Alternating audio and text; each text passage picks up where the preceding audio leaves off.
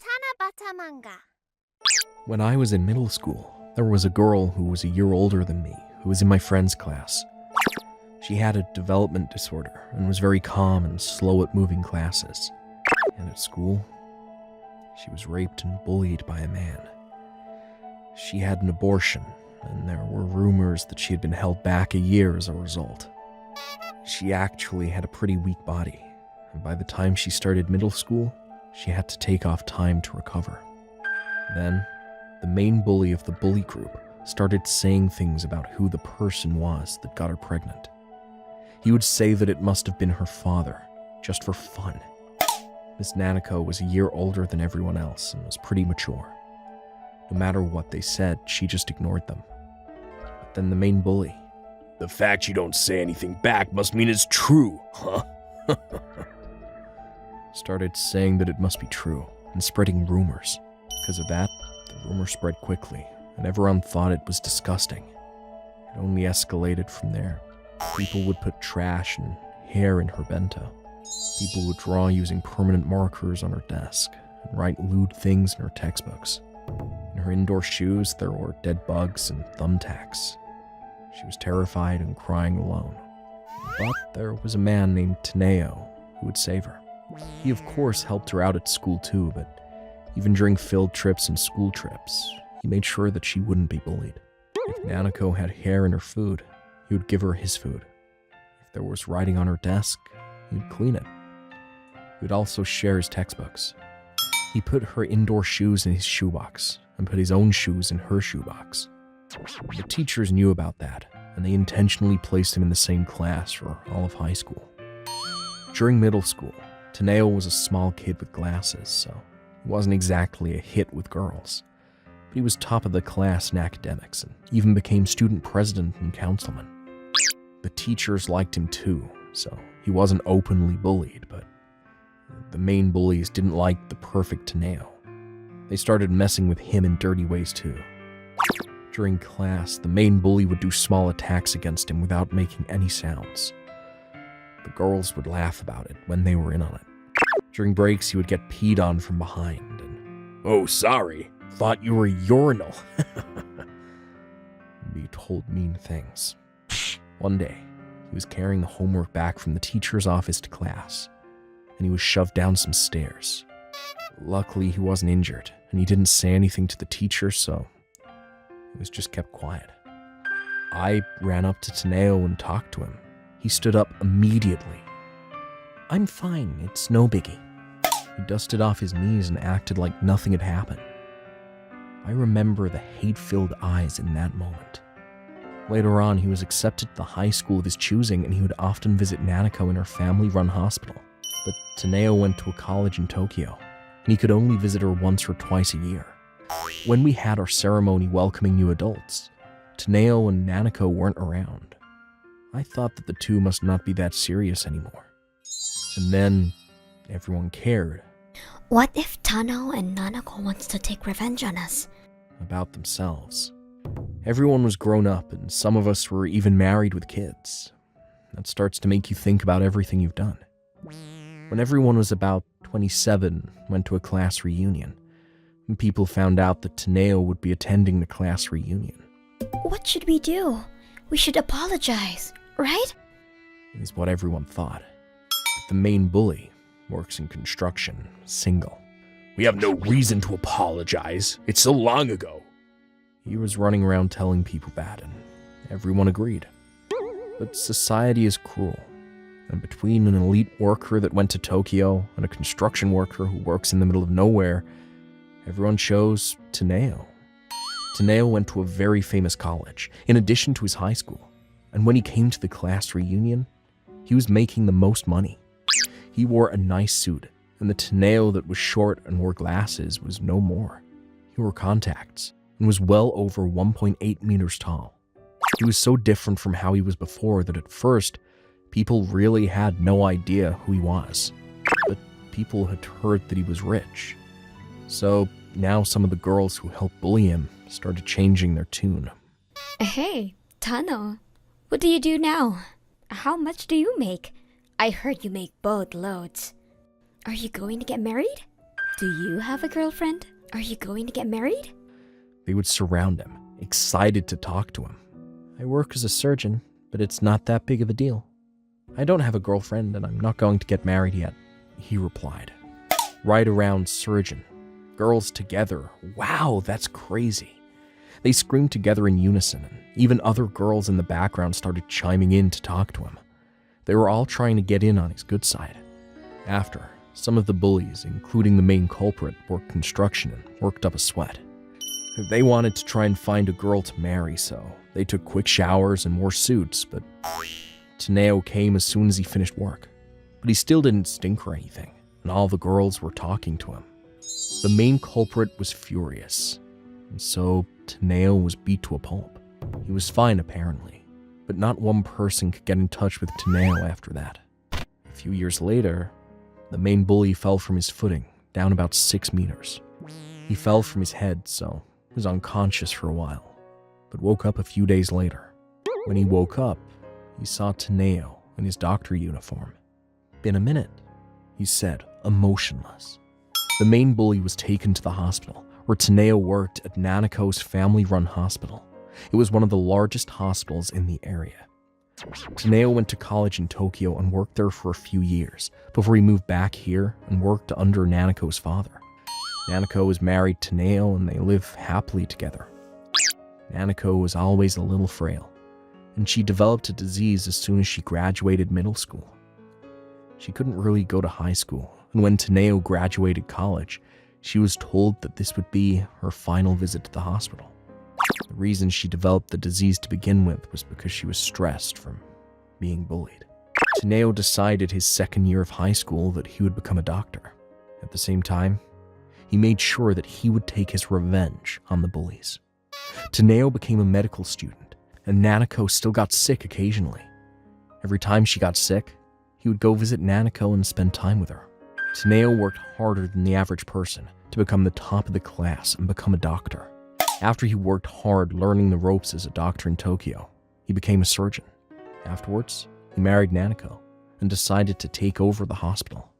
Nanako has recovered quite a bit, and they spend their days loving life. The main bully didn't die, but he was told that he would end up in a wheelchair for the rest of his life. And then Tanao said, "This is what's called karma," to me. "You did something?" I joked with him. "Me? I would never." He chuckled, but his eyes weren't laughing. When I was in college, 5 of my friends and I used to drive and travel together. I have my own car, and I'm the only one with a driver's license, so I do all the driving. I didn't mind being the driver because I liked driving. When I filled up the gas in the morning, I picked everyone up at their house and refilled the gas on the way home, and my 4 friends split the cost of that. I was willing to give them a ride because of that arrangement, but then, one day, things took a turn. It was when we traveled far away. It was far away, so gasoline cost more. But Ako didn't like that. It's hard for the 4 of us to split the cost of this trip. Watashi, you should split the cost with us as well, She said. Then Biko immediately. That's not good. She takes her car out every time, and she drives on top of that. She backed me up, but Ako was not convinced. But you know, if you include the highway fare, wouldn't it be the same if we took the train? I appreciate the driving, but I still think Watashi gets more out of it if you think about it in terms of hourly wage. What do you mean? No one is benefiting from it. Watashi pays insurance and taxes on her car too, so there's money involved that you don't even see. And if you take 5 people on a long trip, the car will probably wear down, so if anything, Watashi's the one who's losing out. So we're just grateful that we only have to pay for gas. Everyone but Ako understood like Biko, that it was expensive and difficult just to have a car. By the way, it was also Biko who suggested paying for the gas by splitting the cost, except for me. At first, I was reluctant to say, it's fine, but then she said that it would make it harder to travel in my car. I ended up accepting the proposal as is. After that, Everyone said various things to Ako, but she kept repeating. But... And? Because... You have to drive with a lot of caution when you drive long distances with a lot of people in the car. And we all went on a trip together to relax, but she kept nagging. And by the end of the trip, I was tired. And to be honest, it was annoying and frustrating. I don't want this to happen in the future, so I decided to make it clear that this wasn't going to work. Okay, then we'll split the gas money among the 5 of us. What? No, we can't. It's fine. It's fine. In exchange, I won't let Ako in my car anymore. What? What? We don't need your share for short trips, and the 4 of us will split as usual, so let me ride. I'm just asking because I didn't realize how much gas it would cost for a long drive this time. I don't like that, because it's not clear what you would consider a short trip. Pay or don't ride. 2 options. Okay, I'll pay. Ako was very reluctant to pay, but eventually she agreed and then paid me. After that, we decided to go on another trip to a distant place. However, this time, when we were planning the trip, I asked Ako again about the cost of gasoline. This time we're going farther than before, so it's going to cost more for gas. We're not going to ask Watashi to pay for it, so the 4 of us will split the cost. What? Why don't we take the train then? Wouldn't that be cheaper? I checked, and it's basically the same. Besides, it's no fun to go straight to a destination by train. Isn't it fun to stop along the way and take various detours? Well, that's true, but... What are you going to do? Are you going by car? If gas is too expensive, why don't we do it some other time nearby? No pressure. Okay, I'll go. So we ended up going on another trip with the 5 of us, with Ako. When it came time to pay for the gas on the way home, Ako started to complain again. I'm still not convinced. You don't have to split it, but shouldn't you at least put a little bit in, Watashi? I was so upset when she said that. Then, Ako, you won't have to pay a penny this time. I'll pay. But in return, I won't give you a ride because I don't trust you anymore. Get off now. After saying that, I got out of the car alone and took Ako's luggage out of the trunk and left it at a rest stop at the gas station. Ako is still sitting in the car. I'll pay! I'll pay you, so don't leave me! I told you I don't trust you anymore. Come on, get out. And I opened the door on the side where Ako was sitting, and I tried to lead her out. You're joking, right? Of course I'm serious. Ako is still holed up in the car after all this. Hurry up and get out! And I screamed at her. Everyone was surprised because I usually never shout this loudly. Ako was also startled and got out of the car in a hurry. So I got into the car, put on my seatbelt, and started the engine. At least take me home. I'll pay you. Why don't you just take a cab? Are you going to complain every time I'm tired from driving? You ruin the fun trip every time, and I've had enough of that. That's why I'll never let you ride my car again. Oh, please don't say that. Even the Buddha forgives 3 times. Is she serious? I'm not Buddha.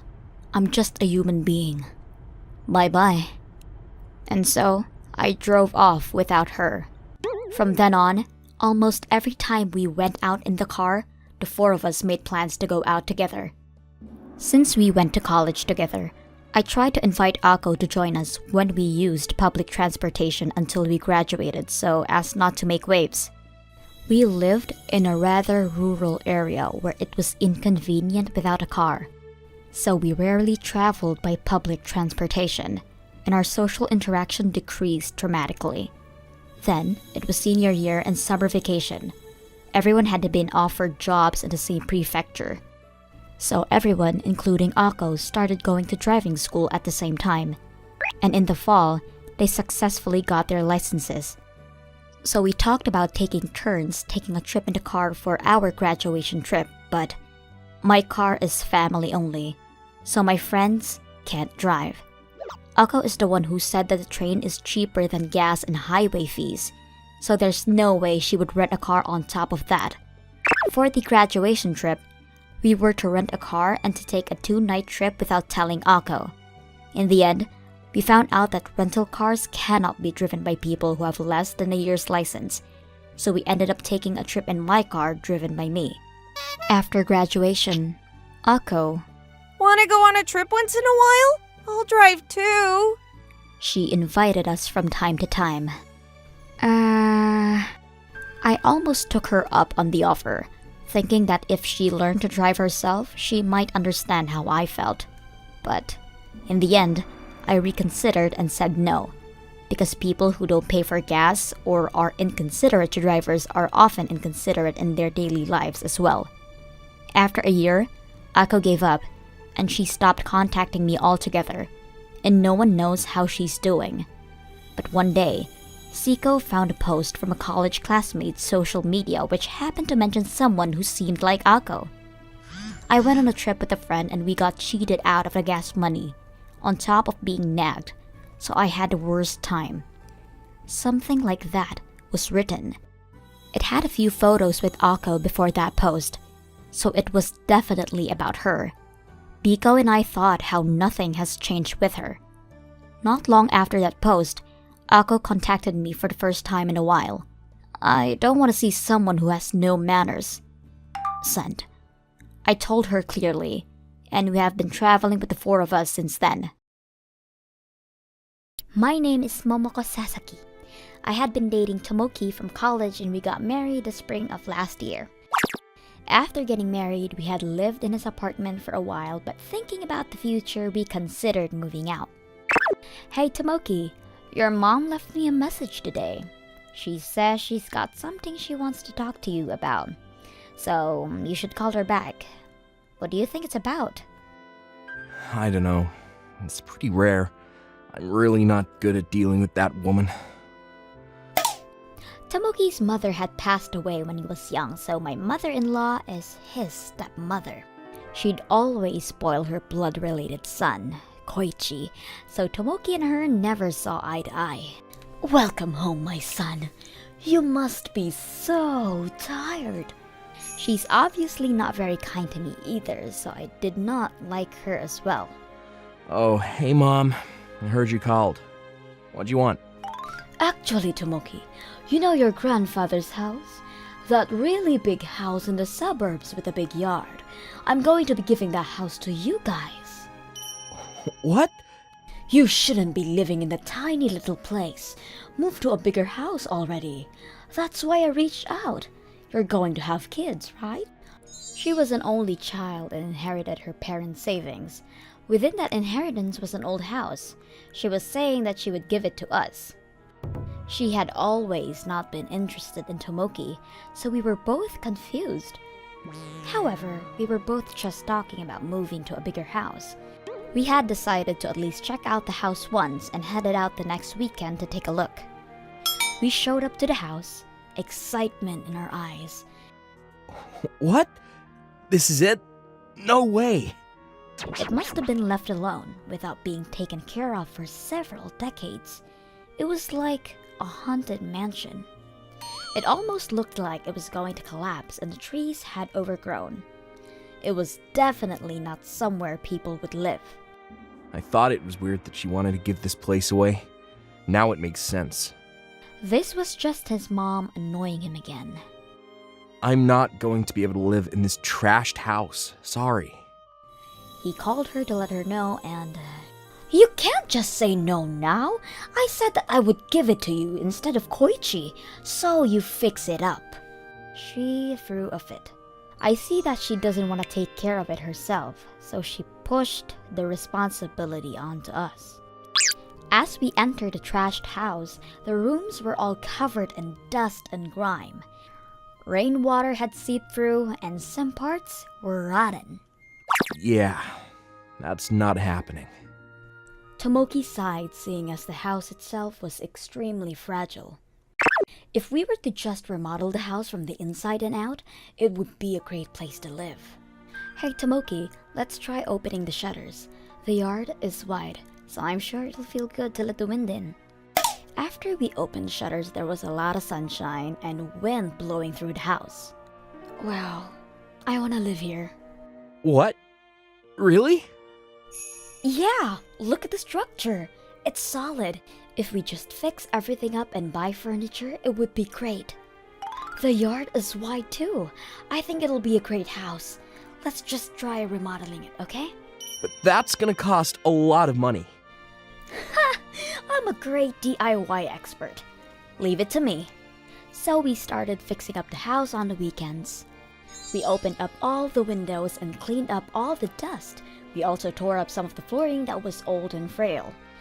We bought some tatami from a nearby store and had some professionals install it. We also replaced all of the rotten ones with a brand new fresh tatami. The parts that we didn't know, we looked up on the internet and asked some of our friends who happened to be contractors. We worked hard on remodeling the house. The house was a brand new place. It almost didn't look like as before. Of course, it wasn't like a professional remodeling, but I was pretty impressed that a couple of amateurs could do this. Not to mention that the house was literally done over on our own. It was full of love, more so than some random apartment. It's finally done. Now we just need to move and start our new life. This is so nice. This is the product of all our blood, sweat, and tears. It's our home. Right then. Wow, you guys have really fixed this place up, huh? What are you doing here? She must have figured out that we were almost done remodeling the house. She just showed up out of the blue. She came in without saying anything and walked around before saying something I still can't believe. This is such a nice house. It's wide, the sun comes in easily, and it's got a yard. Grandpa really left me a great house. I've decided. I'm giving this to Koichi and I'm going to live here with him. What? You hang on a second. We worked all day and night to fix this place up. What the hell are you talking about? Yeah, I'm not sure I follow. What do you mean? This is my house. I own it. Do you understand? I'm free to do whatever I want with it. Shove it! You think that kind of crap is gonna fly? How dare you speak to your mother like that? I'm the one that owns this house. Do you understand? This house is mine. I've lent this to you for 2 months now. I can sue you for rent.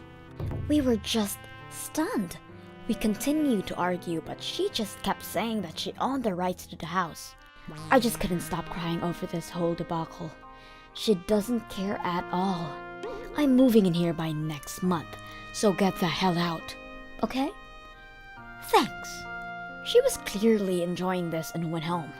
We looked over once again at the house that we had worked so hard to flip, and we couldn't just let this go. That's when we decided that we were going to take our revenge on her. A month later. Hey!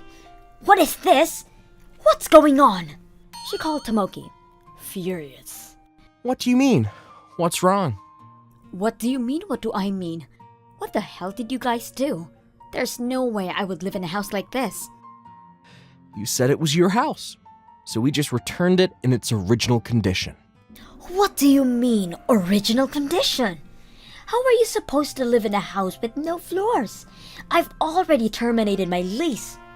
I don't know. How about you work hard and flip it like we did? It's still a great house. How dare you do this? I'm going to sue you! Yeah, go ahead. We've already talked to a lawyer. If anything, we returned it in a better condition than it was, so you should be paying us. I've raised you as my son for so long, and you're going to repay me like this? Yeah, I'm glad you said that, because I was going to say that anyway. Bye. How dare you! She was still screaming when he hung up. We had actually purchased a relatively cheap house and immediately started flipping it. Right before she moved in, we ripped out all of the new material and used it in our new house. In return, we used the old material from our new house in her new house. We had already experienced this whole process before, so we were able to finish everything pretty quickly. We have our new own house now. From what I've heard, she tried her best to fix up the house like we did. However, she spent way too much money, so she has a house but struggles with money. She's also been having a lot of natural disasters go her way, so her house was getting torn up. She no longer had any money to fix anything. However, the house was immediately covered in mold and she lives in a moldy house now. Serves her right. Yumi and I started talking about marriage since we had been dating a few years. She accepted my proposal and we had our parents greet each other as well. Yumi's grandmother suggested we put in our wedding papers quickly. We had moved a little too quick. We couldn't find a place to live. We really moved too quickly. True, but we're already married. We're husband and wife. We were so in love and felt like we would have our wedding real soon. A few months later, we found a nice place. We finally found one, I said to Yumi, expecting a joyous response. However, she seemed a little upset. Yeah, What's wrong? Did something happen? I have something important to talk to you about. She said, looking down. I thought it was that she didn't like the room I suggested. Maybe she fell out of love with me while we were living apart. I was thinking of all the worst things in my mind. My wife suddenly raised her head. I was cheating on you. What? I was shocked, and she looked refreshed. I was continuously shocked by the words that followed. Oh, but don't worry about it. I broke up with him yesterday. You're my only one now. I thought I'd keep it from you, but we're married, so we can't keep secrets. Are you being serious? She looked like she was so proud of herself for being loyal. It was gross. Yumi, clearly not feeling any guilt from the fact she was having an affair, tried to end the conversation as abruptly as she had started it. Let's not hide anything going forward. All right, that's it for this subject. I was a little slow to understand what was going on and stared at her for a while before I said something back with furious rage. What the hell are you talking about? We're not over this subject. You need to get your head checked. Yumi looked over, seriously surprised. I said it was over. Why are you so mad? You ended it yesterday? What the hell, this whole time? How many times did you sleep with him while we were living apart? I said I'm done with it. If you keep going, I'm going to get tired of you. That's not the problem here. You understand you're my wife, right? I know. We got married. What is that attitude anyway? We're married now, so I told you everything without hiding it. This girl must be thinking I'm an idiot. I thought that I could finally live with Yumi. This was too shocking for me to stay cool, calm, and collected. However, Yumi clearly messed up in the head. Wait, Tanao, listen to me. Husband and wife means that two strangers come together to talk about things and forgive each other, right? But you're not listening to me at all. I don't think we're going to work out if we keep this up. Okay? What? Is this really the woman I married? I slowly started boiling with rage watching her behaviour. She spent countless nights with men while I wasn't around. I honestly even felt like puking.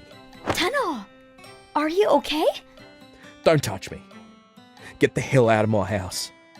I thought about what I should do after chasing out Yumi. I talked to a mutual friend who worked at her office and told her everything. And her friend said, Oh, sorry, I didn't tell you. She was apparently going out with one of her bosses. I saw her with some random dude in Shibuya the other night. I thought it was weird. Could have said that sooner. But I was able to at least figure out who the person she was having an affair with was. First, I need to report this to a certain someone, so I made my move. That whole time, Yumi had called and texted me an upward of 300 times, but I ignored her and called her parents. She must be there. What's going on, Mr. Tanao? She just came home out of the blue. Apparently, Yumi hadn't explained anything to her parents. Did she tell you anything at all? No, nothing out of the normal. Okay, I'll go over right now. Let me explain everything once I get there. I took Yumi's stuff from my house and headed to her parents' place. When I got there, her parents welcomed me in. Yumi and her father were both in the room. So, what happened, Tanao? Her mother-in-law asked me so. I'll just be frank with you. Your daughter said that she was having an affair up until yesterday. I'm going to get a divorce, of course. And then Yumi said, No! What are you talking about? We were done with that conversation. I don't know why she was crying. I honestly couldn't feel the least bit of sympathy for her. This must be some kind of mistake. Please look at these texts and messages. I handed my phone to a trembling mother-in-law. As they confirmed what had happened, the mum collapsed crying and the father was furious. Do you understand what you've done? You apologize. Beg for forgiveness. He continued to berate her. I was aware of the hell that had just spawned in front of me. Let's talk about our divorce. It calmed everyone down to bring our conversation back to the topic at hand. Then Yumi, screaming. I don't believe you divorced me over this. You're telling me I shouldn't have told you the truth and been honest with you? Just kept it to myself? Forever? She ignored the fact that she had cheated and gotten mad at me. I was done. Shut the hell up, you bitch. You think it's fine as long as you don't say anything? Husband and wife should talk to each other. Are you stupid? I don't have any love or trust in you. I don't want to see you. She finally realised what she had done and was trembling in fear of me. I was cheating on you, but I told you the truth, so forgive me? What's wrong with you? What would you do if I did the same thing to you? And you realised that your partner had a family? You piece of shit. What are you talking about? This conversation is over. How can you smile? I was just bluffing when I pretended to know that he had a family, but apparently I was right. Why are you... What? Suing? Whatever. I'm going to get a divorce and I'm going to be suing you and your partner. So you better be ready. I was in front of her parents, but I didn't care anymore. It was obvious that they were extremely angry at her. Later on, I called up her affair, as I said, and we all started talking about our divorce and the terms. The man. I'm so sorry. He apologised, but I wasn't planning on just saying it's okay. If you can't pay me $50,000 in damages, I'm going to take you to court so you won't be able to hide it from your work or family. He looked shocked and upset. Oh, okay, he replied quietly. I came out victorious and immediately had them sign the contracts. Next up was Yumi, but we just couldn't get anything that made sense out of her, so we spoke with the parents and had everything settled. I'm not going to let this go. Yumi was borderline insane, so I made sure that I put in a restraining order. If she broke the restraining order, she would be fined $1,000. Surprise, surprise, she showed up at my house 3 times after that. She was forced to pay the fine, and then she suddenly stopped showing up. Apparently, her parents had basically confined her to her room. She had an affair and apologised like she had eaten my last fry. I seriously am actually a little terrified of her. If I hadn't divorced her, I'd be living life with a woman who thought it would be fine if she just told the truth about everything. Yeah, no, that's not okay. I withdrew myself from the house that we were supposed to move into, and currently, I live in a quiet but peaceful place in the town over. Yumi talks about how she still loves me, but I'm never going to deal with her for the rest of my life again. My name is Yuki. I was recently married. I loved my sister-in-law, Rikako. She was perfect. She could do everything. I honestly admired her. She lived with my mother-in-law, but she always hates on Rikako. According to my husband, my mother-in-law loves my brother-in-law the most, and when she's upset about the fact that Miss Rikako took him from her. After getting married and visiting their house for the first time, she was terrible towards Rikako, complaining about everything and not moving at all herself. I felt bad for Rikako. I saw that and decided to help as much as I could, and ever since, I get along with Rikako. One day, I had something to do with Rikako, so I showed up at their house. The living room was like a sauna, and Rikako came out looking sick. When I asked what was going on, my mother-in-law said, "The AC costs money, so we're not going to use it," and proceeded to hide the AC remote. I wanted to talk to the mother-in-law and warn her about heat stroke, and when I realized that she was in her own room where the AC was on full blast, What the hell are you doing here? Hey, why can't she use the AC? Not using the AC on a hot day like this will make her have a heat stroke. You know that. AC? Ugh, just turn it on. She pretended to act like she had no clue what I was talking about. I started explaining more about the fears of heat stroke. I warned her that she shouldn't do this and to be careful going forward.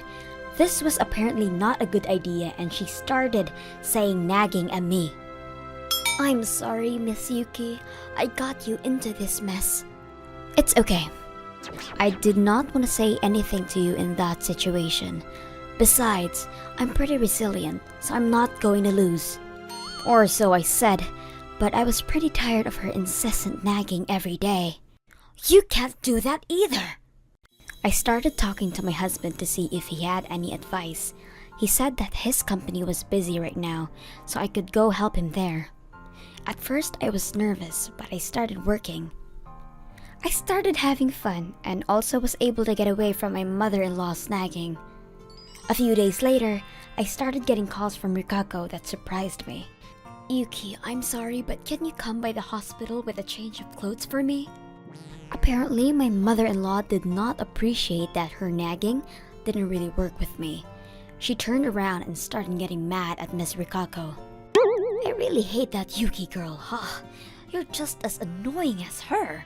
You're married in and you can't make a single dish correctly. How did you even decide that you'd be okay to come get married? I've got it. I'll teach you how to cook today. You still have some leftover ingredients from that tempura, right? We're training now. I've put on my apron. She started getting ingredients ready to make more tempura. You start off with the tempura way too low. That's why it's so melty. Are you measuring the temperature? I was watching TV the other day, and apparently the pros measure it using their fingers. Come on, you do the same. Come on, hurry. Wait, hang on. Stop! They struggled a little bit there, and the hot oil flipped over and splashed her on the chest. She was burned. Rikako was also pregnant, but because she tripped, she lost the baby. Oh, this happened because I ran away from our mother-in-law. Yuki, it's not your fault. Please bring the change of clothes tomorrow.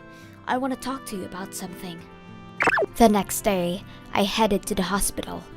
Yuki, thank you for coming. So, about what I wanted help with. It's almost her birthday, you know. I was told to make a birthday cake for her. So I wanted to ask. I listened and was surprised but decided to agree on what she was asking for as a way to take revenge on my mother-in-law. There were a bunch of her friends at that party that day. How could you go to the hospital over some burns? What a useless wife. My wife is always asleep because she feels sick. Seriously, she doesn't even do anything. Useless.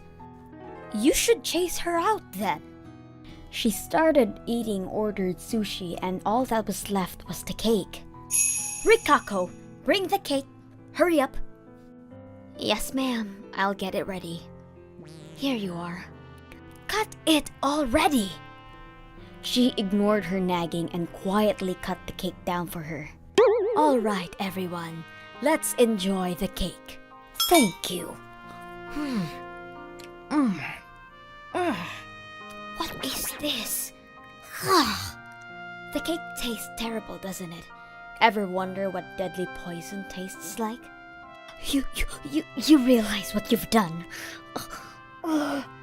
You have high blood pressure, right? The poison will circulate sooner for you then. Oh no. Yuki works at a pharmaceutical company, so she knows what she's talking about. Here is your antidote. Then Rikako pulled out her phone. If you explain everything you've done to me to everyone, I will give you the antidote right away. The person she wanted the mom to reach out to was my brother-in-law, her husband, that was away for business. Miss Rikako had talked to her husband time and time again about all the terrible things she did, and he had kept telling his mom to stop and cut it out, but she never took him seriously. Tadashi, dear, help me. I was poisoned by Rikako. Mom, Rikako told you, right? If you explain everything, she'll give you the antidote. My mother-in-law stayed quiet, and her friends kept begging for help. From the amount of poison, you've got about 30 minutes before you die. You better speak up. Oh, okay. I'll explain everything. I told Rikako about how to do chores. You told her how to do chores? You mean how you forced her to live without AC in the middle of summer? Or how you poured hot oil on her? That's all showing her? Yuki, let's toss the antidote. Wait, hang on. I did it on purpose to chase you out because you stole my baby from me. But you wouldn't leave, so I got mad. Okay, I'll leave. Your husband already passed away, and Tadashi is overseas, so I lived with you because I thought you'd be lonely. I was an idiot. Goodbye. Wait! Leave the antidote! By the way, there's no poison in that cake. Don't worry. It's just some bitter flavoring. You idiots. They were all stunned as we left the house. Afterwards, my brother-in-law came back home and cried, apologizing to Rikako. Rikako decided to stay married after thinking long and hard about it. And there were conditions. There are 3 conditions. 1, we never see your mom again. 2, she pays me all money in damages and treatment fees. Okay, understood. And 3, we don't tell her our new address after we move. Afterwards, Rikako started living with her husband again, and she was able to get pregnant once again. She seemed happy. My mother-in-law was obviously furious about the fact that even after paying for everything, she couldn't see her little boy. After that, all of her friends also abandoned her, and she apparently got old very quick. I also moved with my husband. We had been avoiding dealing with her entirely, but she suddenly called us out of the blue one day. Apparently, she caught a cold and was unable to move. She had some lasting effects from that, but everyone was so withdrawn from her that she had to live in a terrible facility where the service was horrible. After that, she stopped having any interaction with anyone, so she started developing dementia. She now walks around in circles around the facility, quietly, mumbling her son's name.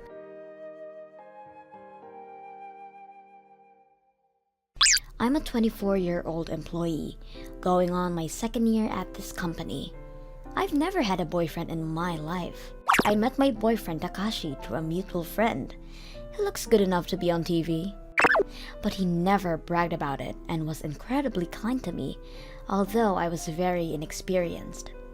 I was invited out to dinner and eventually he asked me out. I was so happy to be able to date someone like this. However, as soon as we started dating, he had to move departments. We continued dating long distance for 4 years. Afterwards, I moved away from my hometown near him and found a job there. We started living together. Honestly, it was pretty nervous to move to a place where I didn't know anyone at all. I was pretty lonely too. After living with him for 2 years, Takashi gave me an engagement ring. It was a ring that I had always wanted, and I really felt like I was the happiest I'd ever been. About 2 years and a half of living together. Takashi, where did you put the wedding pamphlets? Huh? Well, I might have left it in the car. Gotcha. I'm gonna go check on something, so can you give me the car keys real quick? What? Does it have to be now? Takashi has an online game that he's obsessed with for a while. He hasn't let go of it. My mom just reached out to me to ask me which wedding venue I was interested in. Okay, the key is at the entrance, so go take it. I found the pamphlet, and just as I was going to go back, I saw his business bag in the back. Maybe it was just a hunch. I felt like I shouldn't look, but I couldn't resist. There was a small album with a cute character on it. It had nothing to do with Takashi or his hobbies, and it wasn't even his handwriting. It said, Takashi and Mommy's Lovey-Dovey album. Looking inside, I noticed that there was a cute woman. henceforth, Mommy, and Takashi smiling and having fun. The album started about a year ago, and I brought the file and album back to the house, holding back my nausea and short breath. I hid the album in a shelf at the entrance where he almost never looked. I was a little awkward, but he didn't care at all. I was so confused by who Mommy was, and how I wanted to take revenge on Takashi for betraying me. I couldn't sleep at all that night. The next day, I immediately went to a PI. Takashi had said that he was going back to his parents' house on the next 3-day weekend, but I knew he would be seeing Mommy. I couldn't hold anything down until the 3-day weekend, and I had almost lost 2 kilograms by then. But Takashi never noticed or seemed to care about any of that. If anything, he seemed excited about the 3-day weekend coming up. I was sure that he was going to see her. The first day of the weekend, he left the house with a huge smile on his face. I knew that I had to make him experience hell. A little after the 3-day weekend was over, I went to the PI's office to pick up anything he found. I was handed some documents and a video. Yes, they went into a hotel. They didn't leave that day. They stayed overnight. The PI explained everything to me. There were photos of Takashi and Mommy holding hands and going into a hotel, feeding each other ice cream. I was a little nervous, but they seemed to be having so much fun. I was honestly just able to separate myself from him after this emotionally. I invited Takashi's parents to my house and had a video presentation the night I received the documents. I had met his parents a couple times before, so they didn't think anything about it, and neither did Takashi. I made things that they would like, and it was just going smoothly as usual. He was having an affair on me just a little while back, and he's sitting there pretending that nothing is wrong. I am absolutely shocked. After dinner was over, it was time for me to show the video off. His parents tried to help me put the dishes away, but go on, relax, and enjoy the video. I made them sit. At first, Takashi was especially confused by what was being played on the TV. As everyone started figuring out what was going on, Takashi's mother grew paler, and Takashi's father became more red. It was actually kind of funny to see the two. Who the hell is this girl? Takashi's father grabbed him by the collar and began yelling at him. His mother was on the ground, sobbing. Takashi quickly explained that the girl on the TV, Mommy, was someone that he met at one of his clients' offices. I knew because the PI had told me. I calmed the father down and told Takashi that I wanted to talk to Mommy alone. He told me Mommy's number without hesitation. Once again, thinking about it now, he probably was trying to use Mommy as a decoy to shift the blame. I told them that I would decide what I wanted to do with Takashi after I spoke to Mommy and had them take Takashi away from the house. Calling Mommy's number, she was shocked. She hadn't known that Takashi was engaged. She said that she wanted to hear what was going on, so we both agreed to share our stories at a restaurant one day over lunch. At first, I was a little worried that she might get mad with me, but meeting her, she was incredibly beautiful, with emphasis on the incredibly. To add to that, she had a great personality and seemed to be a decent human being, so I could kind of tell how we would fall for her. Mommy really didn't know about me and kept begging for my forgiveness that she was wrecking my marriage, even though it wasn't her fault.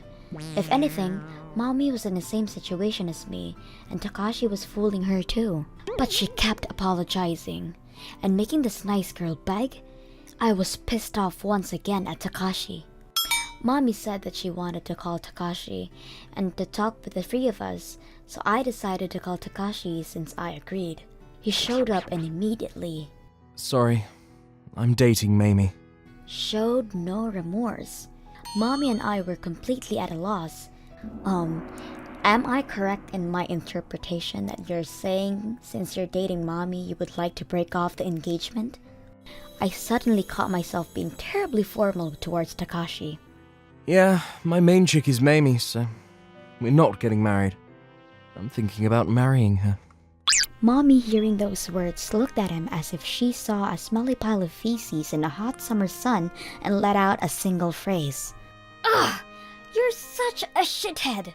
Takashi was confused as to why he was just called a shithead by the woman he had just chosen. He was clearly panicking.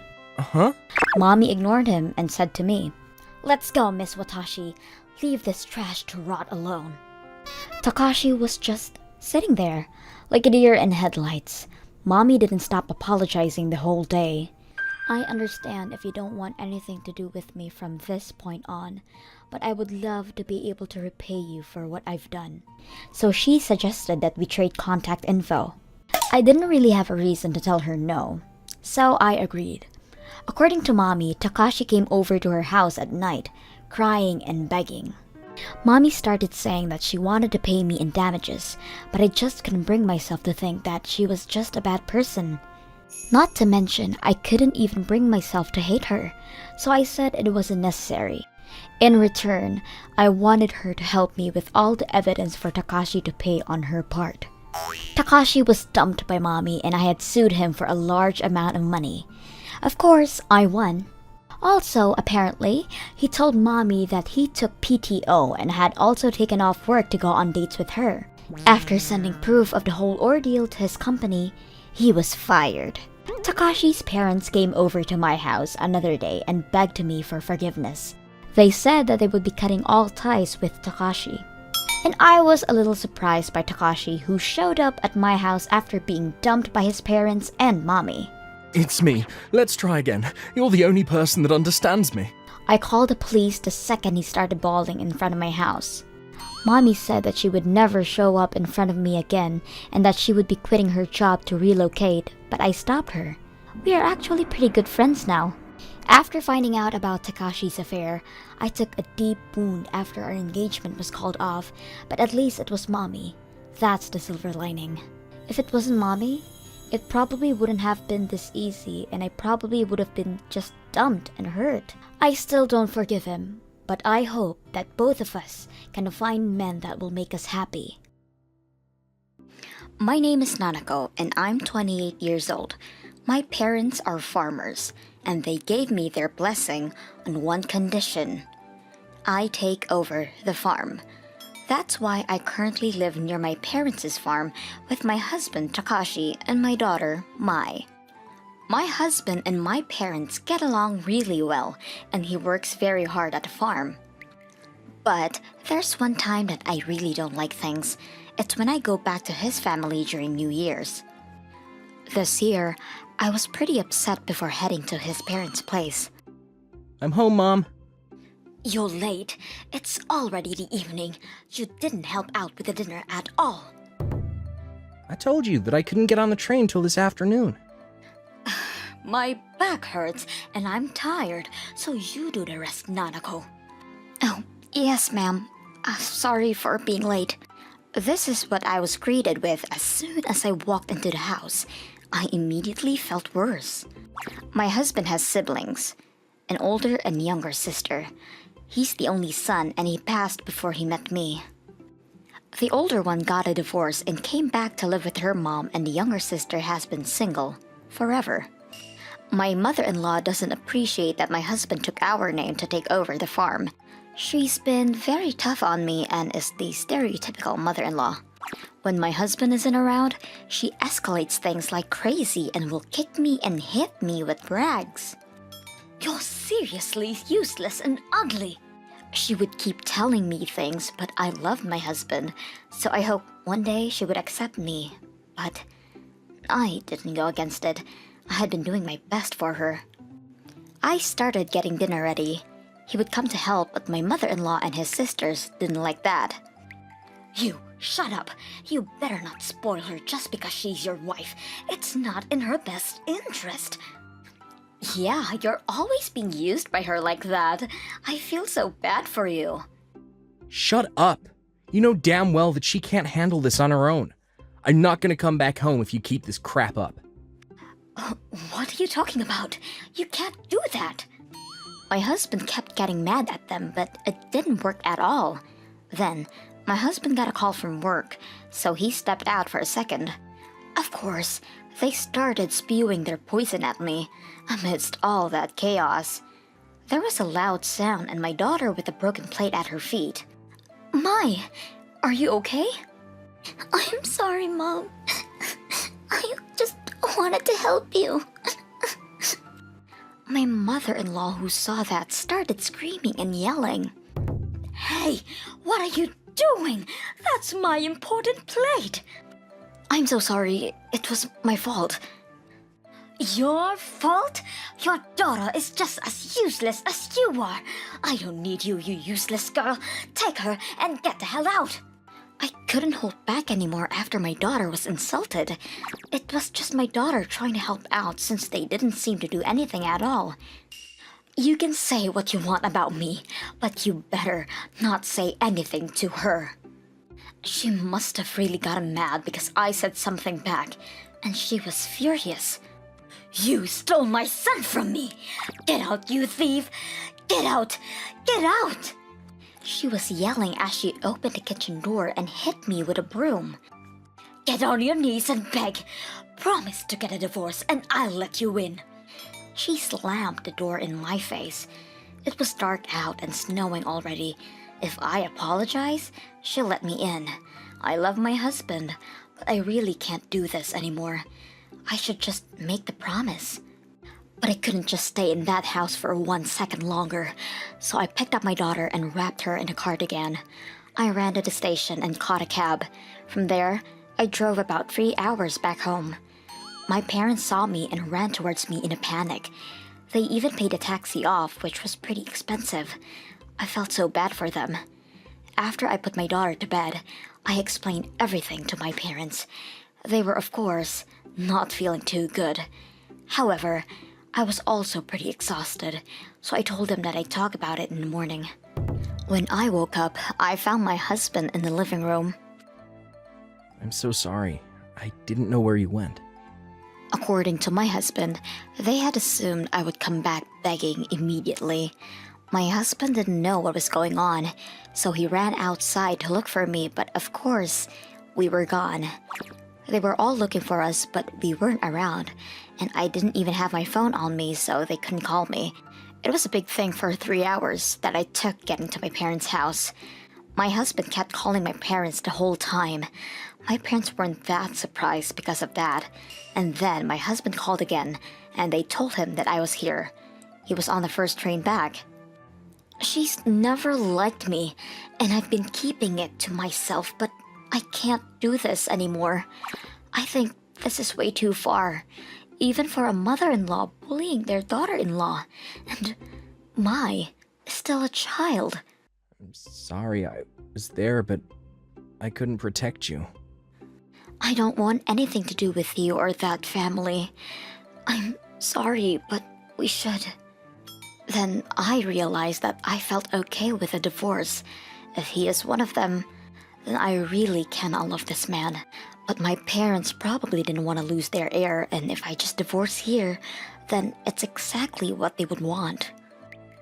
Please don't divorce me. Rethink this. We won't go to my parents' house again. I don't want you to ever experience that again.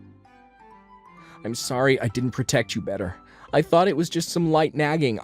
I'm so sorry. I decided to try to work things out with my husband.